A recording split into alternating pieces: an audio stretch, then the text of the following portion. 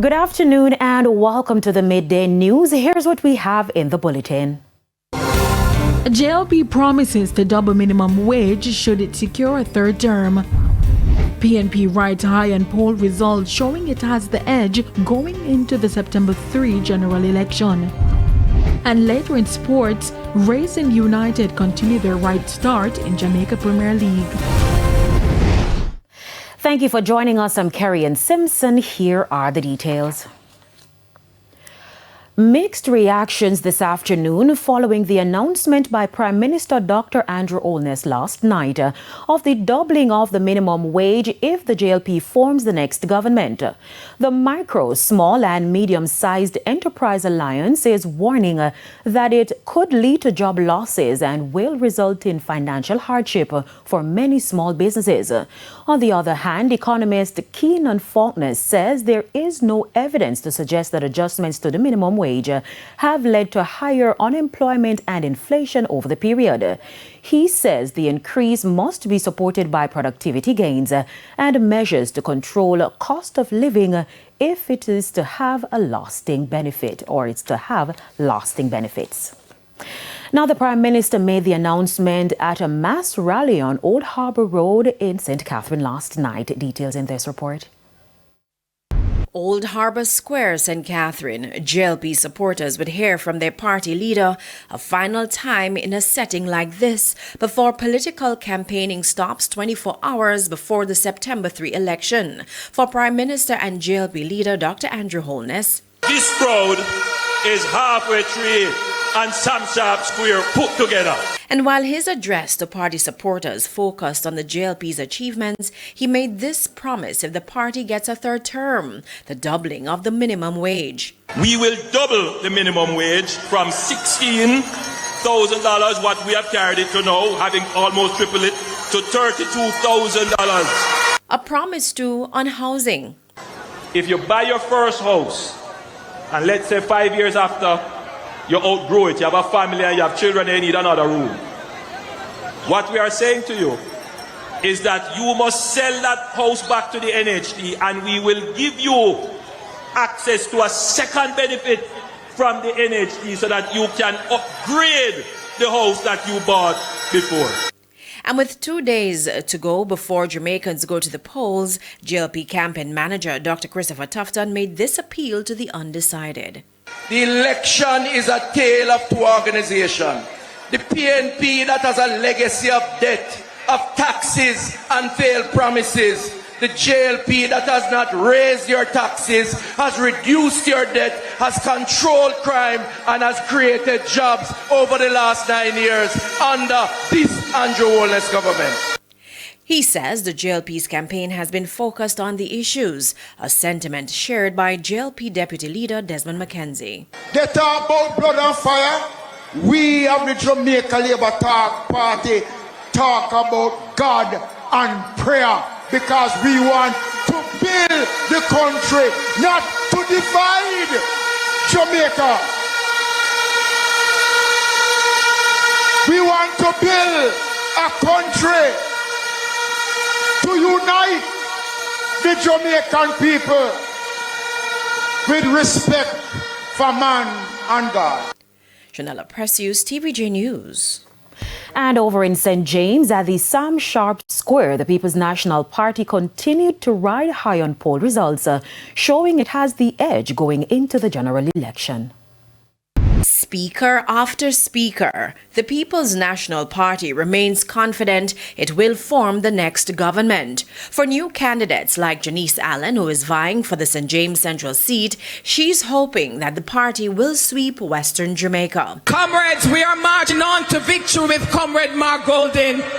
We are marching on to victory, the party of Norman Manley, the party of Michael Manley, the party of PJ Pattison, of Portia Lucretia Simpson Miller, the party of Peter David Phillips.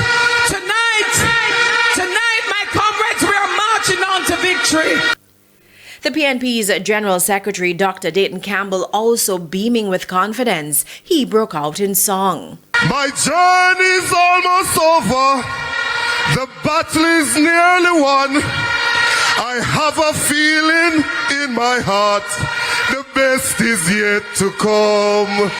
And for the first time on the political platform since the start of the campaign, former PNP President Dr. Peter Phillips. I am here tonight as the living embodiment of the fact that the People's National Party today is united together and strong and marching forward for progress. He rubbished suggestions that the PNP wrecked the Jamaican economy. It is just not true what you say. The economic stability that now exists in Jamaica was established by the People's National Party. Dr. Phillips also threw his support behind the PNP's $3.5 million income tax threshold plan. I am here tonight because the 3.5 million tax threshold that the PNP is going to put in place will help ordinary Jamaicans benefit more from the economy of this country so that it don't just benefit a few people. And as if speaking to his supporters as Prime Minister, this was PNP President Mark Golding as he closed his speech. It is with great humility and a great sense of purpose that I put myself forward to become the next Prime Minister of Jamaica. I dedicate myself to serving the people of Jamaica, all of the people of Jamaica, and in particular, those who need the help of a caring government, a People's National Party government that knows about the struggles of the people and that has established itself from 1938 for upliftment of the people. Janella Precious, TVJ News. In the meantime, political commentator Kevin O'Brien Chang said the announcement of an increase in the minimum wage could work in the JLP's favor. Whether that is feasible or not, we have to see.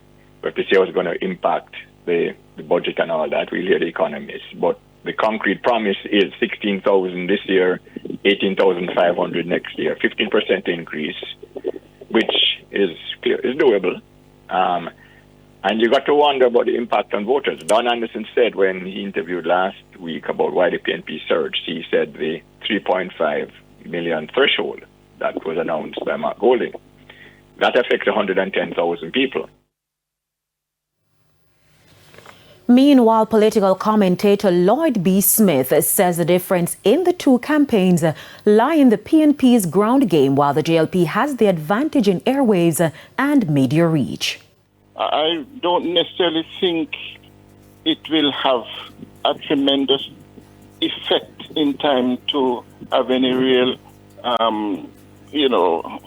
effect on the election day. And I tell you why. Because what Mr. Holness has announced, which he says will be phased, I always have a problem when politicians talk about phased, because phase could take you maybe to the next century. Reactions this afternoon to the government's revised wage agreement offered to teachers. President of the Jamaica Teachers Association, JTA Mark Malava, addressed the issue on TVJ's Smile Jamaica Monday. We are looking forward to continue negotiations. That reaction from President of the Jamaica Teachers Association, Mark Malava, following the government's revision of the wage agreement offered to teachers from 0 to 2% in year one and 2.5% in subsequent years. The government had previously offered 0% in year one and 2.5% over the next 3 years. Where we are now is that the government has indicated a willingness to continue with negotiations, and that's exactly where we are. We are looking forward to continue to negotiate. There are internal processes within the JTA that with different committees. For example, there's the Salaries and Conditions of Service Committee. The matter has to go to the Salaries and Conditions of Service Committee for deliberations, and they will give a formal response to the government. Mr. Malava said despite the long delay, the JTA is optimistic. We have had a total of about 5 meetings with the Ministry of Finance to advance negotiations. And this is where we are. Yep. What I would say, though, is that, we have been pressing the ministry for negotiations and pressing the ministry to improve the offer. And we are where we are. Yep. So the zero is off the table, and it's a start. The JTA president, however, laments the lack of investments into teachers. Over 95% of our teachers are either between satisfactory and exemplary. And if you take off the satisfactory, 85% of them are at between strong and exemplary in terms of the appraisal. Our teachers are doing remarkably well. And what I can also say to you is that the data, when you compare it with Caribbean counterparts, the Caribbean counterparts don't match up. Our teachers are the lowest paid, are amongst the lowest paid in the Caribbean. And guess who are amongst the highest paid? I'll leave that for you to ponder. Politicians. In the meantime, Mr. Malava is reminding teachers as they prepare for the new school year that the JTA is working for them. I want to just remind our teachers that their value is important to the lives of the students that they work with, and I want them to stay energized. I want them to take care of themselves, plan your lessons properly and effectively, and step forward with enthusiasm. Rest assured that the JTA is looking out for their best interests, and will continue to press the government for an improved offer. A motorcyclist is dead and his pillion admitted to hospital following a collision along the Belmont Main Road in Westmoreland Sunday night. The deceased has been identified as 20-year-old Teron Myrie. TVJ News understands that around 11 p.m. last night, the two men were traveling toward White House when their motorcycle crashed into a black Mitsubishi SUV traveling in the opposite lane. The two men were thrown from the motorcycle, one over the seawall. Mr. Myrie was transported to the Savannah Lamar Hospital by the police, while the pillion was taken to hospital by motorists returning from the People's National Party mass rally in Sam Sharp Square. Now, one eyewitness complained about the length of time it took for an ambulance to reach the scene. Operator, no ambulance. See? After how many hours? After approximately 2 hours, ambulance just a come. The Sheffield Main Road in Westmoreland was blocked early this morning as residents took to the streets demanding better road conditions. According to reports, the protests began around 7, with residents using debris and other objects to block the main thoroughfare. Now, commuters and motorists were left stranded for hours as the road remained impassable. The residents say they have grown increasingly frustrated with the poor state of the roads in the area. It is now time for a break. Stay with us, more stories when we return.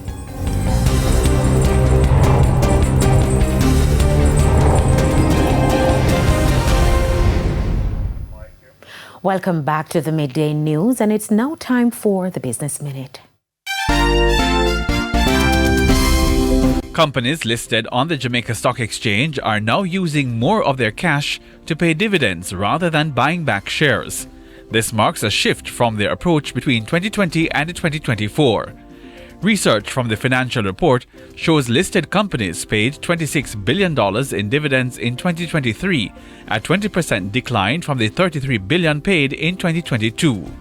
Dividends provide direct cash to shareholders, while buybacks generally boost trading activity in stocks.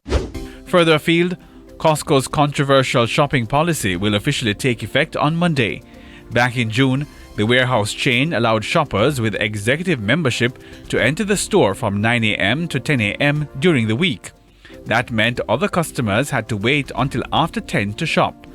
The company says the policy was not strictly enforced. But now, Costco says its grace period is ending and the policy will take hold on Labor Day. Some customers are not happy with the change. They say the company is favoring its higher-paying members and alienating the rest. And that's it for the Business Minute. I'm Hal Shane Burke. Time now for the top regional and international stories. In the region, a Guyanese joint patrol escorting election officials with ballot boxes near the Guyana-Venezuela border came under fire from the Venezuelan side along the upper Cuyuni River. The team, comprising military and police personnel, returned fire and safely evaded danger with no injuries. Despite the incident, all ballot boxes were successfully delivered. The incident occurred amid ongoing tensions over the disputed Essequibo region. Thank you, Shane. We now head to a quick break. When we come back, we'll have your Midday Sports Report.